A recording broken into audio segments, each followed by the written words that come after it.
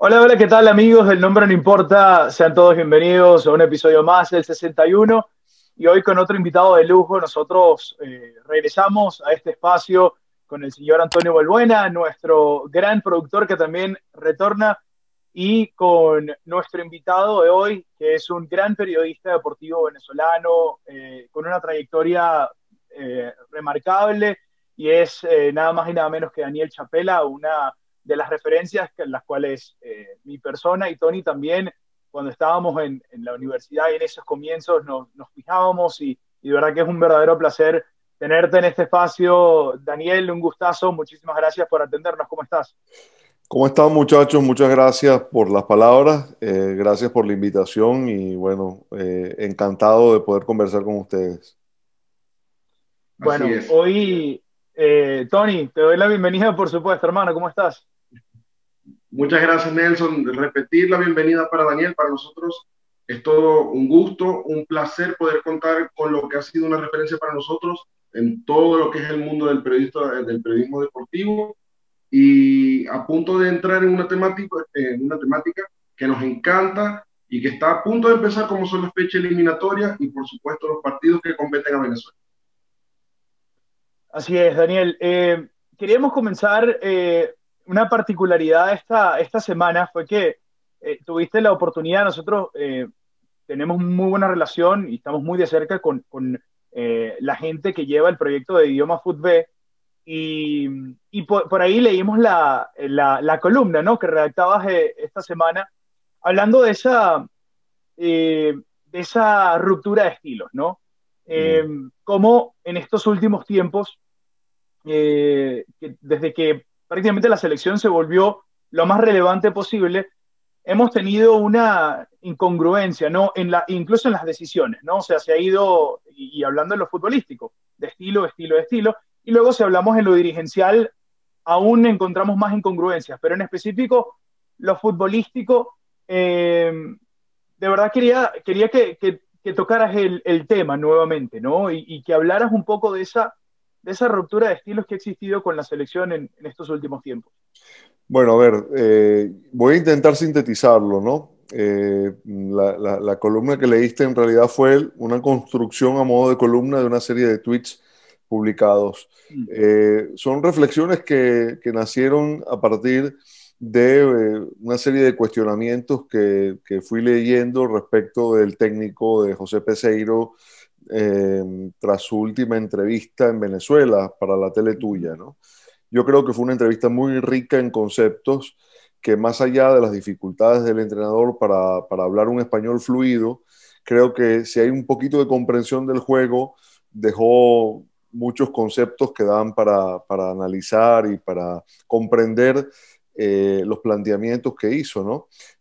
No es común que un entrenador sea tan honesto a la hora de hablar Ujú. de sus ideas de juego, de sus planteamientos, de por qué toma una decisión u otra. Yo creo que eso hay que valorarlo mucho porque hoy en el mundo del periodismo es cada vez una rareza más Claro. común que el entrenador se despliegue de esa manera para explicar conceptos, ¿no? Dicho esto, eh, a mí me parecía pertinente contar todo este asunto de la evolución estilística de la selección, porque Mm. si hay una ventaja que tiene uno respecto de otras generaciones, y esto no lo digo de manera arrogante, es que son 30 años viendo la selección Claro.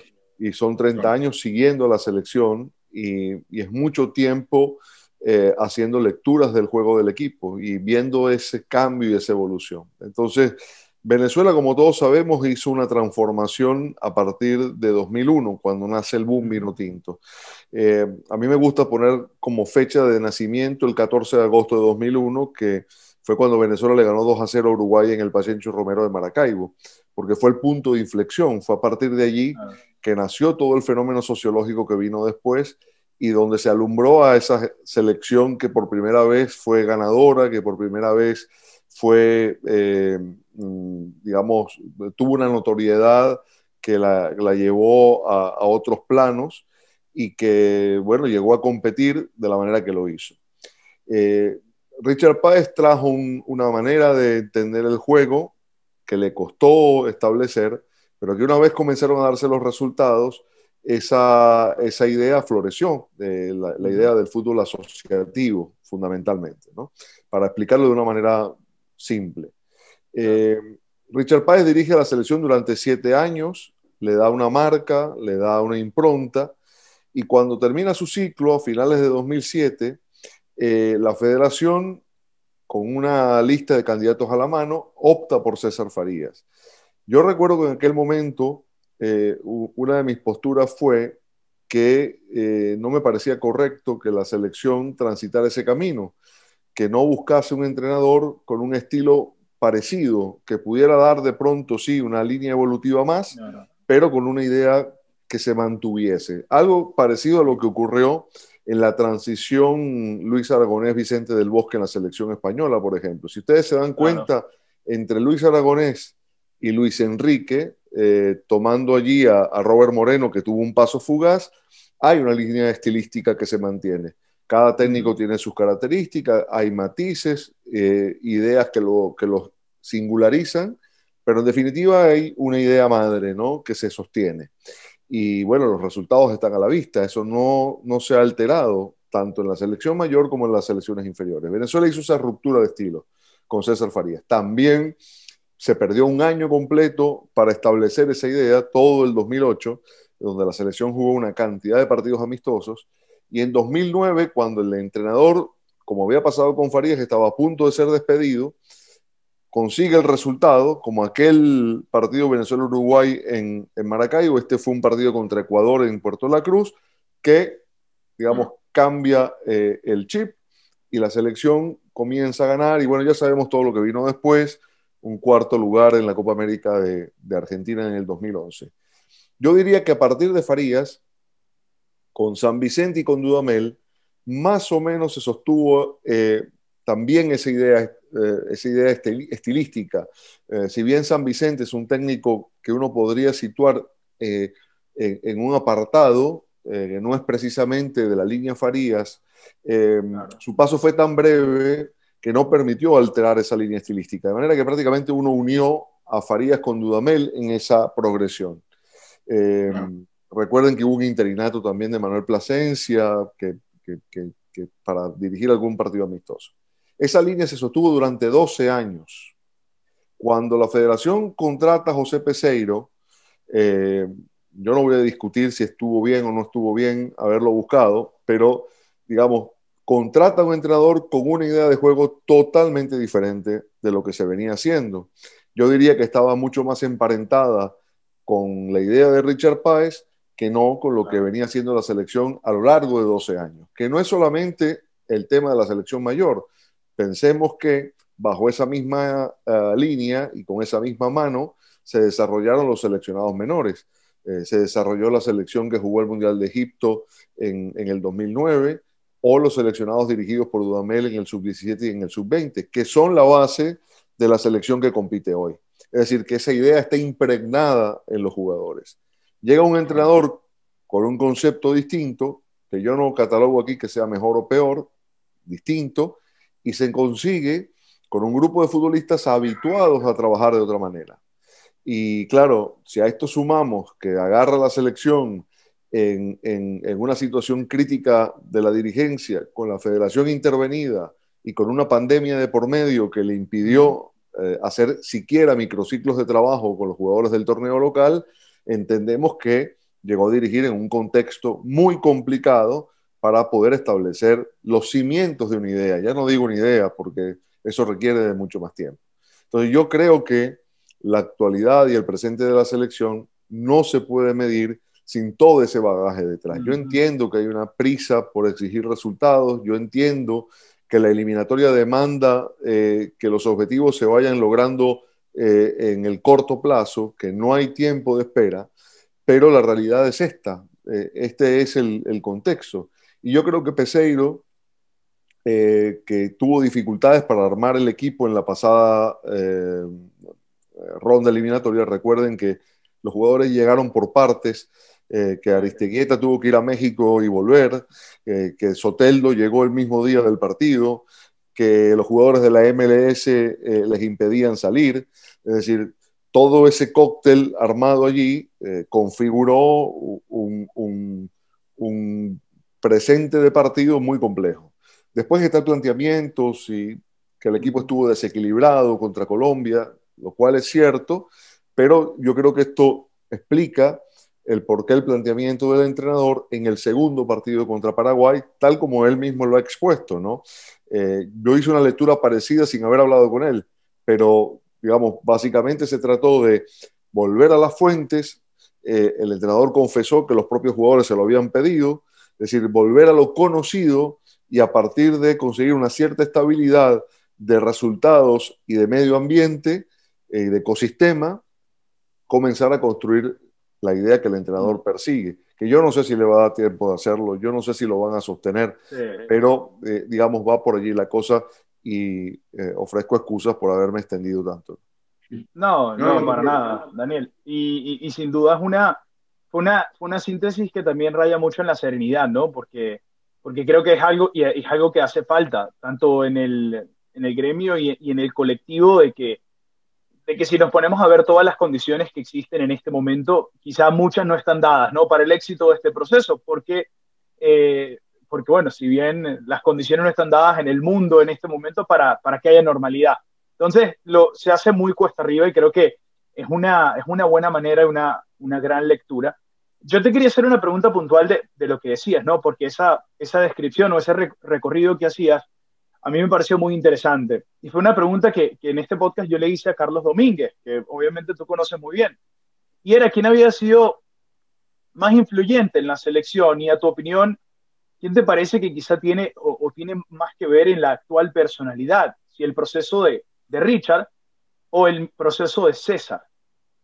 Uy, esa es una pregunta compleja, porque creo que no son comparables, lo explico, ¿no? Eh, Richard Páez es la figura más influyente, en mi opinión, en la historia del fútbol venezolano. Richard Páez es el principal responsable de que hoy Venezuela sea una selección desde el punto de vista competitivo respetada en toda el área sudamericana. Es el responsable de que hoy Venezuela ocupe el lugar que ocupa en el ranking FIFA y que sea una selección que en la pasada ronda eliminatoria, por ejemplo, tenía a todos sus jugadores convocados en el exterior. Él es el padre de eso.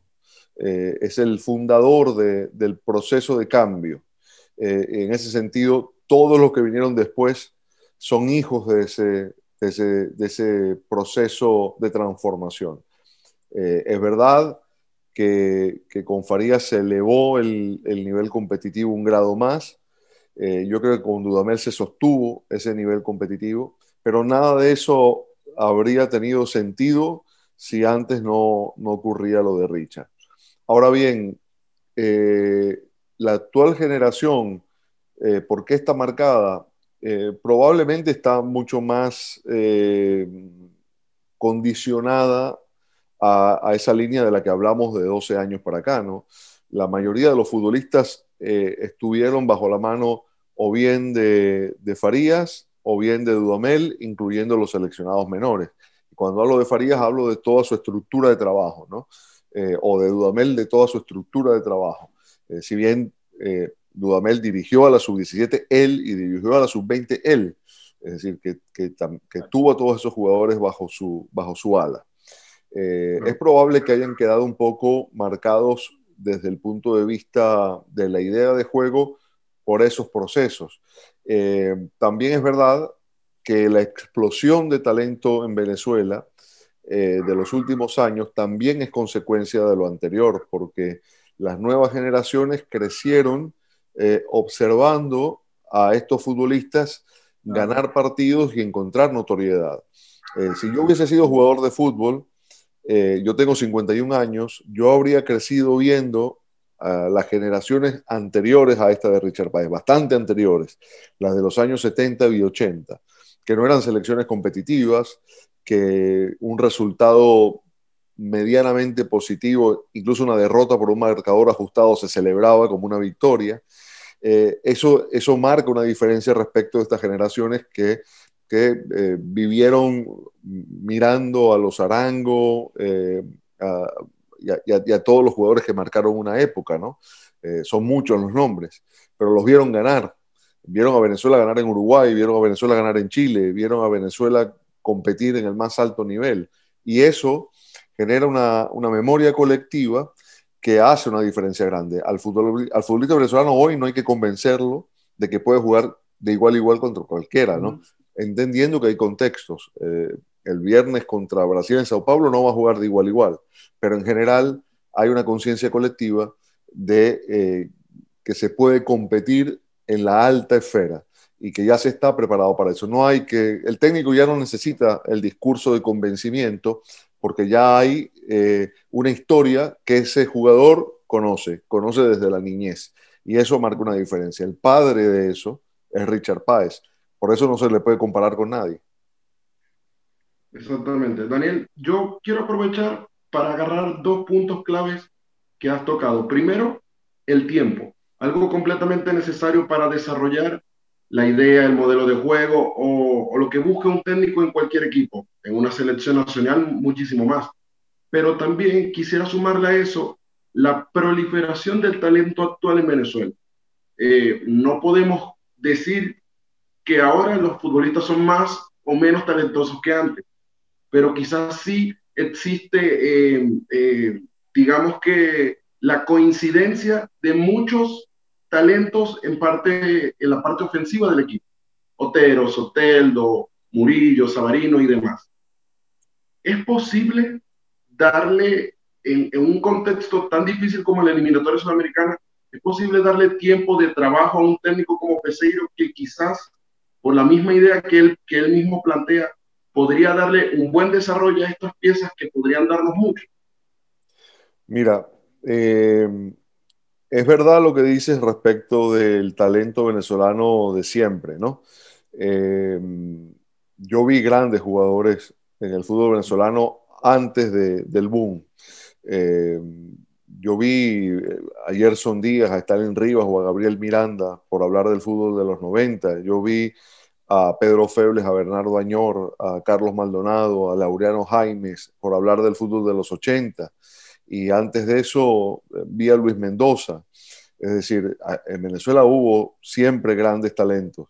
Lo que ha cambiado es que el fútbol se ha hecho mucho más masivo en el país. Nosotros no somos un país futbolero, nosotros seguimos siendo un país beisbolero. Desde el punto de vista cultural somos un país beisbolero, pero la práctica del fútbol se ha incrementado y la cultura venezolana ha asimilado el fútbol también como algo propio. Cuando yo digo que culturalmente somos un país beisbolero, siempre intento que la gente lo entienda de esta manera. Cuando tú vas a Chile, por ejemplo, o vas a Argentina, y alguien quiere hacer uso de una expresión cotidiana, a lo mejor te dice, mira, este señor es corrupto, si no, o dan el palo, ¿no? O te dicen, esta muchacha salió embarazada antes de tiempo, le hicieron un gol de penalti. En Venezuela decimos, estoy entre sí dos o me agarraste ponchado, ¿no? Es decir, culturalmente nuestras expresiones siguen siendo beisboleras, porque el béisbol es parte de nuestra cultura. Pero hemos asimilado el fútbol y lo hemos asimilado a partir de ese fenómeno sociológico del que hablo, que fue el boom de 2004, de 2001, perdón, en adelante, que fue integrando el concepto vino tinto en la gente y en la cultura del país. Y eso nos ha hecho un país no futbolero, pero sí un lugar en el que el fútbol tiene una importancia y forma parte de los temas de discusión nacional.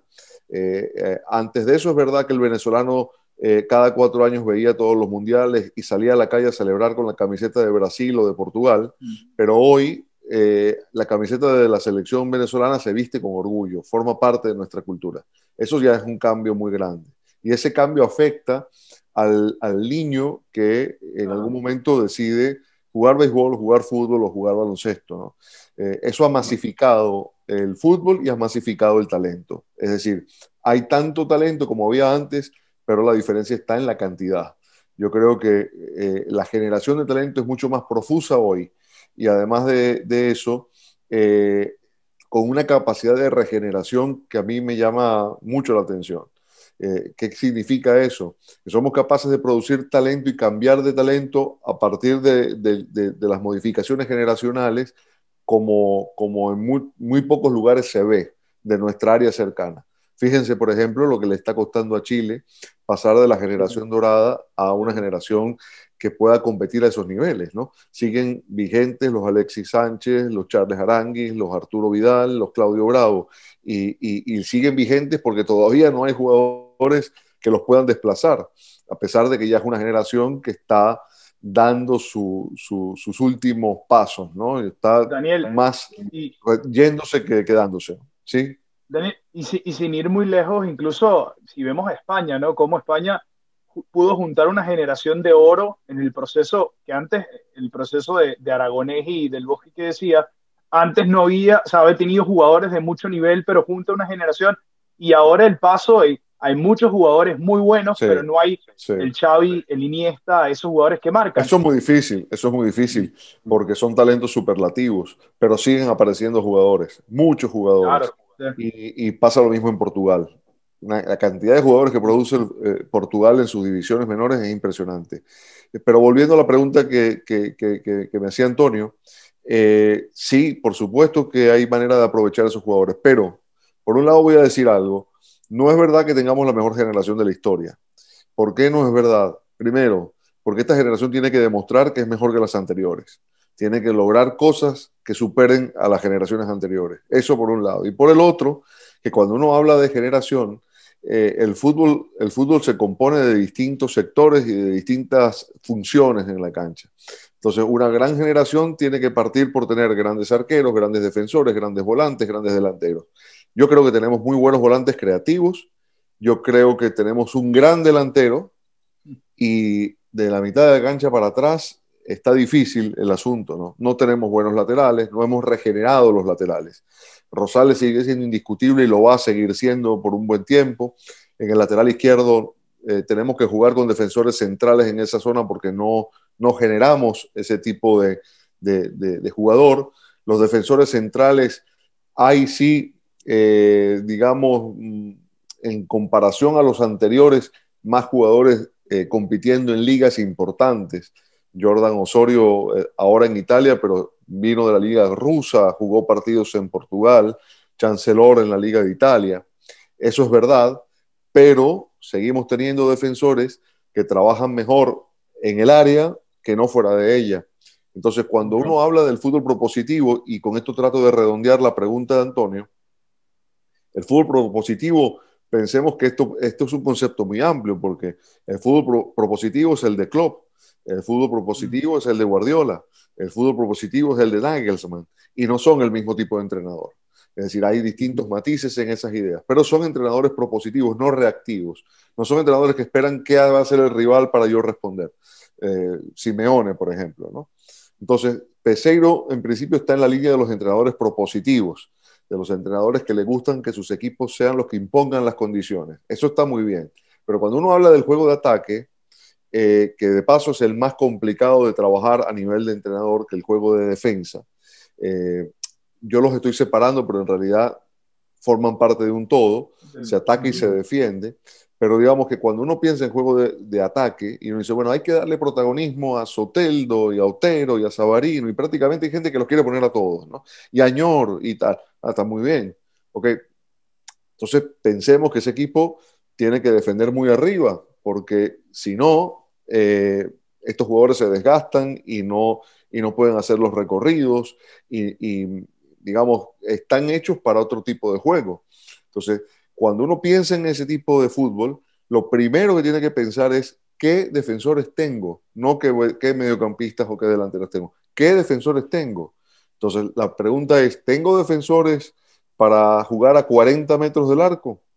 Porque esa es la condición. Si voy a apretar para adelante, si voy a presionar arriba, mis defensores tienen que estar en la línea central de la cancha, con lo cual hay 40 metros a las espaldas que defender. ¿Tenemos defensores de esa característica? A mí me parece que está claro que no. Entonces, todo está condicionado por todo, ¿no? Es como una línea de producción. Por eso es que no es tan sencillo pensar que la selección pueda jugar a otra cosa, y por eso es que el tiempo que se requiere para un cambio de esas dimensiones es amplio, es grande, ¿no? Y no necesariamente un juego propositivo tiene que ser de la presión adelantada y tipo Manchester City, Liverpool, por dar ejemplos, ¿no? Se puede tener un juego propositivo o más ofensivo con otro tipo de esquema, como para aprovechar la capacidad de estos mediocampistas que han mencionado. Pero pensarlos todos juntos requeriría de una apuesta como la que yo estoy diciendo. Claro. Daniel, con todo lo que está pasando en el mundo y a modo de reflexión o si tienes que mirar atrás, eh, ¿piensas que fue acertada la decisión de tener la eliminatoria? Teniendo en cuenta todos los casos de COVID, las ausencias por lesión, lo forzado que se ha visto el calendario en Europa, el, lo complicado también de las dinámicas de salir de países, o sea, esos pequeños viajes que se tienen que realizar. Tocábamos brevemente la situación de Aristigueta, que viaja a Colombia y tiene que volverse a México porque se tenía vencida la prueba del COVID, se la tenía que volver a realizar. Eh, ¿Cuál es tu reflexión al respecto? ¿Piensas que quizás se forzó Conmebol al tratar de realizar esta eliminatoria? Sabemos que obviamente las condiciones están y hay que hacerle frente, pero quiero saber tu opinión al respecto. Bueno, yo dije en la convocatoria anterior, en los partidos del mes anterior, que la eliminatoria estaba adulterada. Y lo sostengo. Esa primera ronda de partidos se jugó con la eliminatoria adulterada por las situaciones de selecciones como Venezuela o como Perú, por ejemplo, ¿no? Que no recibían a los jugadores a tiempo o que los futbolistas de la MLS no recibían el permiso para viajar, que la FIFA había intervenido para que eso se solucionara en Europa, pero que no hizo nada para que se hiciera en otros lugares, ¿no? Yo creo que la eliminatoria, si somos estrictos con el tema sanitario, no se debió haber jugado. Ahora bien, también entiendo que las asociaciones, las federaciones, se sostienen con los ingresos que generan estos partidos, los ingresos televisivos que generan estos partidos. Entonces, es una manera de preservar la actividad, es una forma también de cumplir con los tiempos, porque claro que se podía jugar la eliminatoria con otro formato el año que viene, pero probablemente un formato distinto al actual de todos contra todos también generaría menos recursos económicos, ¿no? Entonces yo eso lo entiendo desde ese punto de vista, pero no es una eliminatoria al uso, no es una eliminatoria como conocemos. Hay mucha desventaja, principalmente para las selecciones de menos potencial en Sudamérica, porque en general los grandes no tienen esa dificultad. No la tiene Brasil, no la tiene Uruguay, no la tiene Argentina. Tienen escollos, por supuesto, porque la situación de salud es mundial, pero digamos, Messi toma su avión y llega a Buenos Aires y Brasil puede pagar un charter para traer a todos sus jugadores. Bueno, ¿cuántas selecciones pueden hacer eso, no? Sí.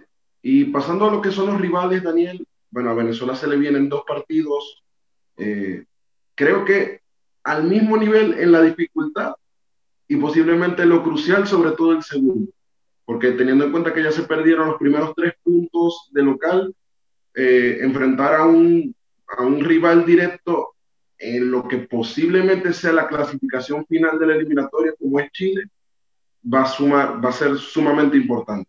Pero son contextos distintos. Brasil, a pesar de que tiene ciertas bajas, Casemiro, Militao, Neymar viene lesionado, pero no lo sacaron de la convocatoria. Tú mismo lo dijiste, Brasil es otra cosa y más allá de las posibilidades económicas, también tiene un mundo de jugadores tan extenso que quizás las ausencias no pesan tanto. Sí. Pero, ¿cómo ves sobre todo ese primer partido? Brasil visitando un estadio de Morumbi en San Paulo, que históricamente para Venezuela ha sido prácticamente imposible puntuar allá, pero las ausencias y la misma situación de la pandemia, quizás restando efectivos, acerca un poco más las cosas entre las selecciones. sobre todo ahorita Venezuela, que no tiene grandes ausencias dentro de los nombres más importantes. No, yo creo que no, pero te explico. A ver, para mí los 11 suplentes de Brasil serían favoritos contra Venezuela hoy. Claro. Pero no es un tema solo de individualidades, ¿no? La gran diferencia entre Brasil y Venezuela hoy, además de esas individualidades, está en los procesos. Brasil tiene, no sé si son 3 años ya trabajando con Tite, ¿no? Es un proceso consolidado. Yo estuve en Rusia en la Copa del Mundo y para mí Brasil no estuvo entre los 4 primeros, pero fue eh, el segundo mejor equipo, quizás, en cuanto a juego, ¿no? Eh, Pudo haber llegado más, pudo haber hecho mucho más, pero creo que ahí está la gran diferencia. ¿Qué partido me imagino? Creo que un planteamiento muy parecido al de Mérida, al del partido contra Paraguay, eh, con algunos cambios porque eh, estimo que por supuesto va a jugar Salomón Rondón. Pienso que Jordan Osorio también debería ser titular, digamos, con lo cual el técnico puede acomodar a su línea de centrales. Y no está Yángel Herrera, lo que podría abrirle un lugar a Junior Moreno, por ejemplo, ¿no? Esto no lo sé de primera mano, pero No, especulo, ¿no? Sobre todo porque el entrenador todavía debe estar pensando la manera de anclar con lo anterior, porque es lo que más garantías le puede dar en este momento, es la receta conocida por estos jugadores, ¿no? Y Junior Moreno fue un futbolista muy importante en el ciclo de Dudamel. Recordemos que solía jugar allí con Rincón y con Yángel Herrera en una línea de 3 mediocampistas. Muchas veces él era el 5 y Rincón y Herrera los internos en esa línea de 3 mediocampistas que solía colocar Dudamel. Eh, Me parece que Jefferson Soteldo va a ir al banco otra vez. Me da la impresión de que el que va a jugar va a ser Otero, con Machís por el otro lado, porque bueno, hoy Machís junto a Yángel Herrera son los jugadores venezolanos claro. de mejor momento, de mejor actualidad. Y en el fondo no hay mucho que darle vueltas, ¿no? O sea, Rosales debe ser el lateral derecho, con Jordan Osorio y Chancellor como centrales y Rolf Felcher en el lateral izquierdo. No hay mayores alternativas. Yo no creo que el técnico contra Brasil vaya a colocar a Rosales por la banda contraria otra vez. No lo creo, pero lo veo más o menos así, un partido de bloque bajo, es decir, defendiéndose muy cerca del área propia y tratando de generar algo a la contra si Brasil te permite atacarlo a la contra, ¿no? Un plan de partido que puede ser o muy sólido o muy frágil, dependiendo de cuánto sean capaces de estirarlo, ¿no? Y de meter a Brasil en ese tipo de partido. Brasil te lo puede resolver, te puede abrir la puerta en 5 en 10 minutos y obligarte a otra cosa. Pero incluso aún así, yo dificulto mucho que Venezuela cambie un planteamiento de las características que estoy diciendo, porque, digamos, no me imagino al entrenador arriesgando un partido que se le pueda abrir y que termine masacrado en Sao Paulo, ¿no? Eso es la idea que tengo. Eh, y después, claro, hay que jugársela contra Chile, por supuesto. Nunca ha sido fácil para Venezuela. Los partidos con Chile de local siempre se le han atravesado, siempre. Recuerdo aquel partido en San Cristóbal con la selección peleando la clasificación al Mundial, todavía dirigida por Richard Páez, que perdió 1-0 con un gol de Pinilla. Recuerdo cuando Chile llegó a Venezuela dirigida por Bielsa, o cuando llegó dirigida por Claudio Borghi, una historia que se repitió varias veces, o el partido en Barinas, dirigida por Chita. En Venezuela comenzó ganando con un tiro libre de Otero y terminó goleada. Es decir, siempre le ha costado mucho a Venezuela los partidos con Chile en casa, pero evidentemente, vista la situación, es muy probable que Venezuela llegue al partido de Caracas con 0 puntos de 9. Eso, digamos, va a generar una situación de presión sobre el equipo, de necesidad de conseguir los puntos.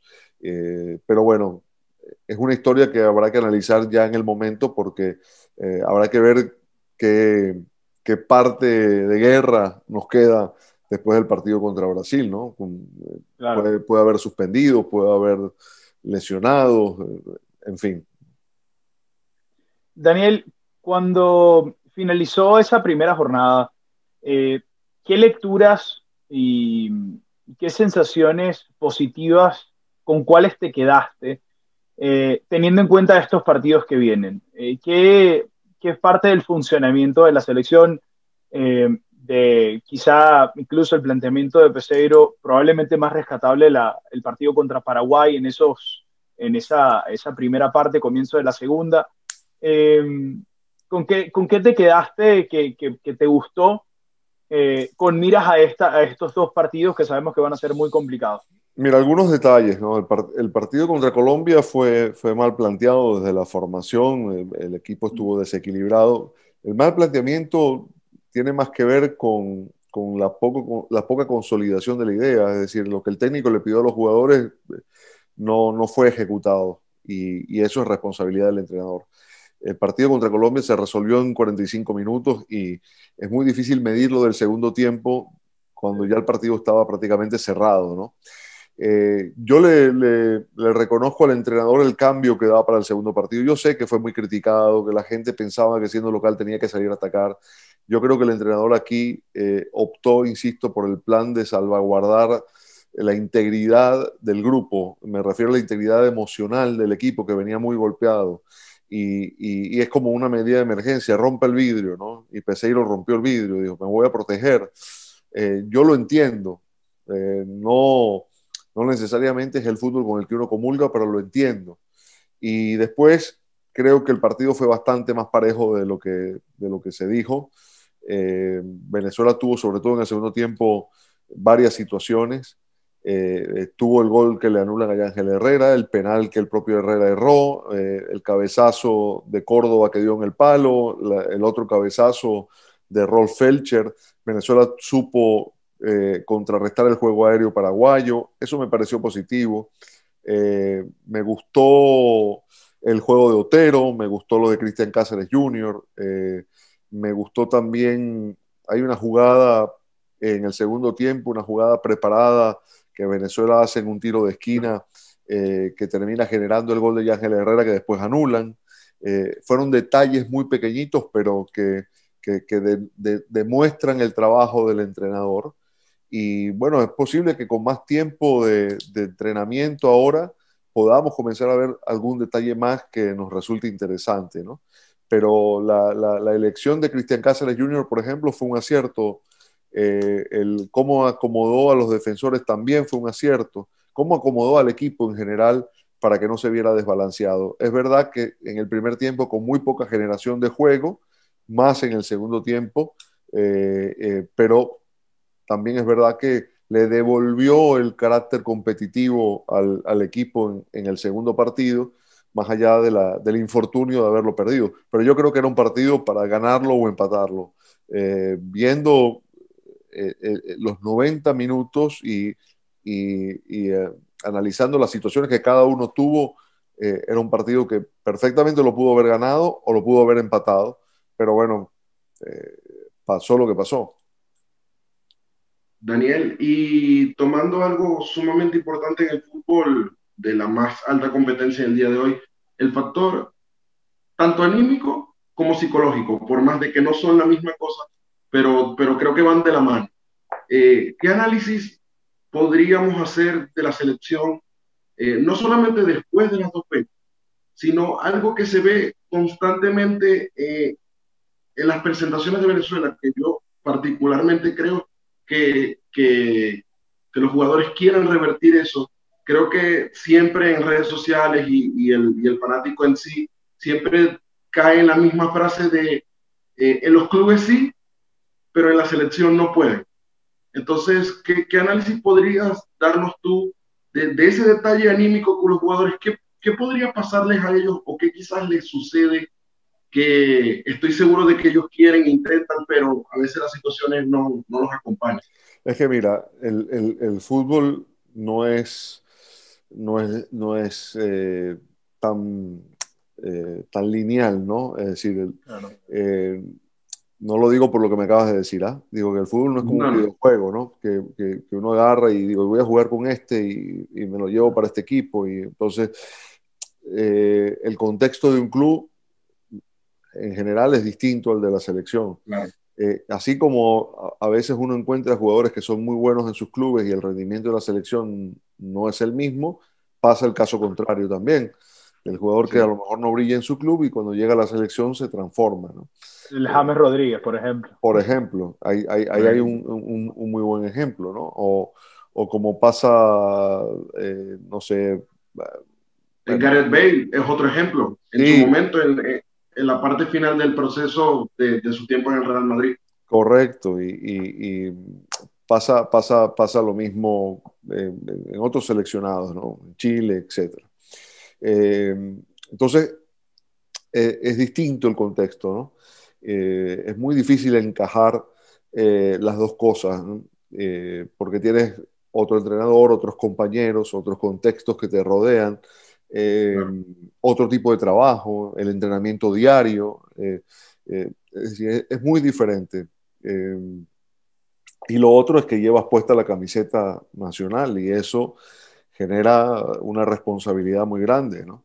Porque sabes que estás respondiéndole, perdón, a unos cuantos millones de compatriotas que están pendientes de ti, ¿no? Y de tu juego. Yo creo que el equipo tiene capacidad de reacción, creo que tiene liderazgo, creo que ahí dentro hay jugadores que pueden marcar una línea. Me parece que en ese sentido la llegada de Salomón Rondón va a sumar mucho, porque es un capitán de esos que tiene respeto dentro del vestuario. Él y Rincón son los líderes de ese grupo y evidentemente su presencia va a generar una reacción positiva, de eso estoy seguro. Después, la información que tengo es que la relación de los jugadores con el entrenador es buena, que lo acogieron de buena forma, que les gusta su manera de tratarlos, eh, sus conceptos, a pesar de que todavía, digamos, no están desarrollando plenamente su idea, pero creo que en ese sentido no hay dificultades, ¿no? Yo creo que la lectura del partido con Colombia, por ejemplo, para mí fue más futbolística que no anímica, ¿no? Lo que pasa es que es muy difícil. Yo leí muchas críticas de la falta de actitud, de no correr, de no tener una entrada fuerte cuando le están pintando la cara, pero muchas veces el jugador cae en un letargo cuando no encuentra el partido, ¿no? Y no es una cuestión de actitud, porque después contra Paraguay fue otra historia, ¿no? Eh, eh, hubo una sensación diferente, con un equipo mucho más metido, más comprometido, pero yo creo que lo que estaba era más seguro, más confortable en la idea que estaba ejecutando, ¿no? Y eso se nota después, eso repercute luego en eso que llamamos los factores anímicos, ¿no? Sí. Daniel, teniendo en cuenta lo que dices y en el hipotético escenario de que Venezuela, y que bueno, es una realidad que es un escenario que es muy posible. Venezuela se encuentra en la situación de que en 4 fechas sumó 0 puntos y bueno, sabiendo que con ciertas declaraciones o esta semana, las declaraciones de Peseiro en una parte de tanto el colectivo como el gremio no cayeron bien, el hecho de que ha dicho que se necesitaba suerte para ganarle a Brasil. Creo que también se tomó muy fuera de contexto, porque sin duda, creo que acá podemos acordar que en el fútbol hace falta esa pizca de suerte. Creo que eso es algo que es una realidad. Pero piensas que el mismo grupo que tú acabas de decir que tienen una muy buena relación, ¿piensas que le puedan soltar la mano a Peseiro si no se suma en 4 fechas? Yo lo que creo que él se podría ir, porque además de todo esto que estás diciendo, eh, no le han pagado. Eh, Mm, entonces, bueno, esto es una información que se sabe, ¿no? Sí. No le han pagado a su cuerpo técnico y no le han pagado a los cuerpos técnicos de las selecciones sub-20 y sub-17, ¿no? Yo no sé si en ese panorama él se quiera quedar. Eh, no lo sé. Eso es un tema a considerar. Después, las cosas que dijo, yo creo que sí es verdad que muchas se sacaron de contexto. se les dio una lectura interesada, ¿no? Yo no creo que él diga que a Brasil solo se le puede ganar con un toque de suerte. Yo creo que lo que quiso decir es que son partidos de detalles y a veces te da a favor y a veces te da en contra, ¿no? Esa es la suerte que se requiere. Cuando se juega con un rival tan superior, la suerte cuenta, ¿no? El azar cuenta. Y yo creo que por ahí va la cosa, ¿no? Tampoco miente. O sea, yo creo que él es a veces tan honesto que Esa fue la es, sensación que me dejó a mí. sí, es incapaz de decir, bueno, vamos a salir como, no quiero parafrasear a Farías, pero con el cuchillo entre los dientes, ese tipo de cosas que se dicen, ¿no? Que al final son palabras que, ¿cómo se traduce eso cuando juegas contra un rival así, ¿no? O sea, Claro. ¿qué significa salir con el cuchillo entre los dientes? Correr, pelear. Yo creo que estos lo van a hacer, estos jugadores lo van a hacer. Después, a veces pasa como en la Copa América del año pasado, ¿no? Que Venezuela empató con Brasil y le anularon 3 goles a Brasil con el VAR.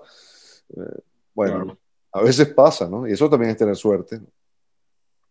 sí, ciertamente. Y Daniel, también preguntarte por lo último que estás tocando, ¿qué distinto, ¿no? Es para una oportunidad que quizás no se está aprovechando del todo, aunque siempre hay exponentes del periodismo deportivo venezolano que lo hacen, pero qué distinto para todos nosotros tener un entrenador acostumbrado a otras cosas, acostumbrado a hablar más del juego, acostumbrado a tocar temas tácticos, técnicos y menos polémicos, y sobre todo la sinceridad, ¿no? Que quizás peca, pero de buen sentido, José Peseiro. Sí, sí. A mí, yo conversé con él 2 veces antes de que iniciaran las eliminatorias y la sensación que tuve fue esa. Eh, lo que pasa es que cuando tienes delante un entrenador que no tiene problemas en hablar del juego, tú tienes que estar a la altura, ¿no? Como Claro, periodista. Entender qué puedes preguntar para aprovechar que ese entrenador es tan abierto para hablar del juego. Hay que conocer un poco más del juego y creo que todos nos tenemos que preparar para eso. Conocer del juego no para ejercer de entrenadores de micrófono, conocer del juego para entender el por qué se toman ciertas decisiones y saberles dar una lectura correcta. Yo hay una lección que aprendí hace mucho tiempo, que es que los periodistas no podemos ver el juego a partir de preconceptos, ¿no? ¿Cuál es el fútbol que a mí me gusta? ¿No? ¿Cuál es la manera en la que yo creo que se tiene que hacer algo, ¿no? O ir condicionado con una idea de cómo se debe afrontar determinado partido. claro, Creo que uno tiene que ir con la cabeza lo más limpia posible para poder hacer una lectura correcta de lo que pasa. Te guste o no te guste una determinada manera de jugar. De no ser así, yo tengo claro el fútbol que me gusta, ¿no? Eh, a mí el paradigma del buen juego es el Barça de Guardiola, ¿no? El paradigma del buen juego es la selección española de 2008, 2010, 2012. El paradigma del buen juego hoy son el Liverpool, el City, el Leipzig, ese tipo de equipos. Ese es el fútbol que a mí me gusta, que a mí como consumidor del juego me gusta, pero yo no puedo dejar de valorar otro tipo de cosas porque no vayan en consonancia con mi gusto. claro. De haber sido así, no le habría hecho un solo elogio a César Farías en toda su gestión, o a Rafael Dudamel, ¿no? Y consiguieron cosas con un estilo y con una manera de jugar muy diferentes a las que corresponden con mis gustos. Pero no se trata de mis gustos y a la gente no le interesan mis gustos. Eh, yo diría que la gente lo que necesita es que le cuenten la verdad o aquello que se acerque más a la verdad. Y la verdad es contar lo que pasa, nada más que eso. Parece tan sencillo y a la vez termina siendo tan complicado si uno no lo tiene claro, ¿no? Sí, es verdad. De verdad que esto ha sido una clase maestra, Daniel. Te agradecemos un montón. Antes de dejarte ir, yo te quiero preguntar que si extrañas los cronistas. Mucho, mucho, mucho. Sí, sí. Mira, Ese eh, programa, ese programa, Daniel, era, bueno, lo Referencia. mejor que se hacía en radio en Venezuela. Yo que soy de Maracaibo, al igual que Tony, uno lo escuchaba, tenías que pasarte a la M, que no era tan común en Común. Maracaibo, de hecho, Ujú. porque la programación era muy limitada, pero uno lo hacía a esas 4:30 de la tarde. Uno se pasaba a Deportes Unión Radio a escuchar los cronistas y luego tuve la oportunidad de formar parte de Deportes Unión Radio estando en Maracaibo y bueno, formar parte de esa misma familia fue impresionante, pero bueno, te quería decir que muchas gracias porque sin duda fue una influencia muy grande ese espacio y una de las cosas que más me gustaba era la libertad con la que hablaban, ¿no? Con la que tú, obviamente, Efraín, Fernando, podían conversar simplemente, ¿no? Octavio, y alargarse en conceptos, como lo estamos haciendo ahorita, que quizás en un FM no hubiesen tenido la oportunidad. mira, yo este año cumplí 30 años de profesión, eh, y probablemente Los Cronistas sea el mejor proyecto periodístico del que yo haya sido parte. Además de haber tenido mucho que ver en el concepto, en la creación, ¿no? Ese programa se diseñó de cero, ¿no? Se diseñó en una libreta, y el desafío, el gran desafío, eh, que generaba dudas en la radio, era cómo hacer convivir dos deportes aparentemente tan antagónicos como el béisbol y el fútbol. Y conseguimos hacer un formato de programa en el que se pasaba de un deporte al otro y bueno, al que le gustaba el fútbol podía escuchar el béisbol y viceversa, y lo disfrutaba de igual manera, ¿no? Y creo que eso fue un logro. Y después el concepto del programa tenía una serie de atributos que desde mi punto de vista fueron, no sé si está bien que yo lo diga, pero fueron novedosos, fueron rompedores, fueron revolucionarios, por más que ese término suene tan feo hoy en Venezuela, pero fueron conceptos como la musicalización, conceptos como el manejo de los tiempos, Exactamente. el cómo se introducía una entrevista. Ustedes recordarán que nosotros no desperdiciábamos un segundo del programa para dar un saludo. En eso rompimos paradigmas, ¿no? O la radio tradicional de toda la vida, de la prosopopeya y los saludos y el hablarse de usted y perder 5 minutos del programa saludándose. Nosotros entrábamos directo al hueso en lo que el programa terminaba su introducción musical. Buenas tardes y directo, ¿no? Y lo propio, sorprender al oyente permanentemente. El que escuchaba no sabía qué entrevistado íbamos a tener, en qué momento, no lo anunciábamos antes, porque una regla de oro era no anunciar un entrevistado que tú no sabes si vas a tener, y más cuando la radio es en vivo, porque cuántas veces no pasa que el entrevistado o no te puede atender, o le salió un compromiso, o se le cayó la llamada, y cuando tú Se le fue la prometes, luz. si tú le prometes algo a un oyente, le tienes que cumplir. Si tú le dices que vas a tener a alguien, es porque la entrevista está grabada. Si no, no lo anuncies, porque vas a defraudar al oyente. El oyente no tiene nada que ver ni va a responder a que tú le digas que se le cayó la llamada. Lamentablemente las líneas están saturadas, ese tipo de lugares comunes que se usan, ¿no? Entonces la capacidad de sorprender al oyente creo que era un atributo que teníamos, el buen uso de la musicalización, la parte final del programa en la que nosotros nos distendíamos y bromeábamos durante 15 minutos, los cronistas en el tráfico, que era que se llamaba Uh -huh. esa parte final. El programa arrancó con 2 horas al aire y terminamos haciendo 3 horas de radio. Y bueno, yo estuve allí 3 años, los 3 primeros años, y no seguí porque literalmente me pasó como le ocurrió a Guardiola cuando se fue del Barcelona, ¿no? Ustedes se acuerdan que él se tomó un año sabático cuando terminó con el Barça porque decía, ya no me sale una idea más, estoy Que se desgastó. desgastado. Pues así me sentía yo, desgastado, porque fueron 3 años de una intensidad. Bueno, nosotros teníamos 3 productores y por petición nuestra, ¿no? A dos de los tres productores los pagábamos nosotros de nuestro bolsillo. Pues ese programa no se podía hacer sin un equipo de producción grande, trabajando desde la mañana para emitir en la tarde. Y lo otro que era un programa que se hacía con un guión. Diariamente había un guión que todos teníamos en nuestras manos para iniciar el programa. Entonces, de improvisación, por supuesto, nada, aunque podría parecer que por lo distendidos que nos mostrábamos al aire, había algo de eso. Y no, para nada, era un programa que se planificaba desde el primer minuto hasta el último. Así que bueno, gracias por la oportunidad que me dan de hablar de ese hijo del que me siento orgulloso. No, claro. Y no han pensado la posibilidad de ahora transformarlo, ¿no? Con el formato podcast, quizá Sí, traerlo sí, otra vez.